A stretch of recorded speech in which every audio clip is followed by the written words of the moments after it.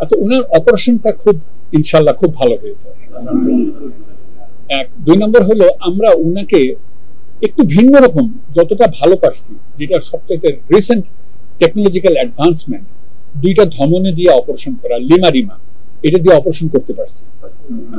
তিন নম্বর কথা, ওনাকে তিনটা বাইপাস করার কথা ছিল, আমরা মোট 4টা বাইপাস করছি, যেন ওনার কোনো দিকে কোনো সমস্যা না হয় ইনশাআল্লাহ।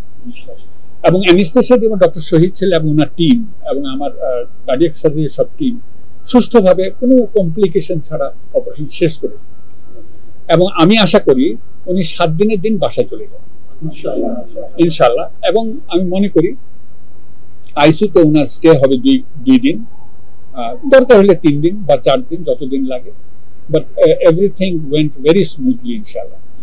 ওনার রোগটা ওনার সময় উপযোগী অপারেশনটা হয়েছে, কারণ ওনার হার্টের রক্তনালীতে ফ্লো খুব আহামরি তেমন ভালো ছিল না, যা হয় আর কি, যেটা ওটা না হলে অপারেশনই বা করবেন কেন। তো এটা ঠিক সময় ঠিক কাজটা হয়েছে। বাংলাদেশের শক্তিশালী থার্মিক স্টিল বার famous still limited. Doctor Shafiq ভাই আমার একই মেডিকেলের আমার 3 বছরের সিনিয়র। আমি ওনাকে ক্লোজলি জানি আগে থেকে, অত্যন্ত ভালো মানুষ হিসাবে জানি, উনিও আমাকে জানেন। উনি আমাকে ওনার মেডিকেল হিস্ট্রি প্রাইভেটলি দেখে জানিয়েছেন।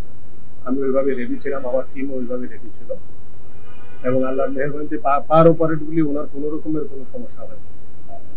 অ্যানেস্থেসিয়াতে কোনো রকমের কোনো সমস্যা হয়নি। সার্জারি তো সার্জন বললেন, আমাদের জাহাঙ্গীর সাহেব বললেন, ওনার সাইডেও আল্লাহর রহমতে কোনো অসুবিধা হয়নি। কিন্তু that does not give you the guarantee যে পোস্ট অপারেটিভ কোর্স একই রকম যাবে। বাট আমরা এক্সপেক্ট করতে পারি, যেটা জাহাঙ্গীর ভাই বললেন, যে 90-95% এক্সপেক্ট করতে পারি ইনশাআল্লাহ ওনার পোস্ট অপারেটিভ কোর্স ভালো যাবে ইনশাআল্লাহ। এবং সেইভাবে যদি যায় তাহলে আগামী 2 ম্যাক্সিমাম 3 দিন আইসিইউতে আমরা রাখবো, আমার আইসিইউতে, কার্ডিয়াক আইসিইউ। তারপরে ওনাকে আমরা কেবিনে শিফট করে দিতে পারবো। ডিপেন্ডস অন ওনার এখনকার কোর্সটা কেমন যায়। আমরা আশা করতেছি ওনার কোর্সটা ভালো যাবে ইনশাআল্লাহ। আপনারা সবাই দোয়া করবেন, আমরাও সবাই দোয়া করব।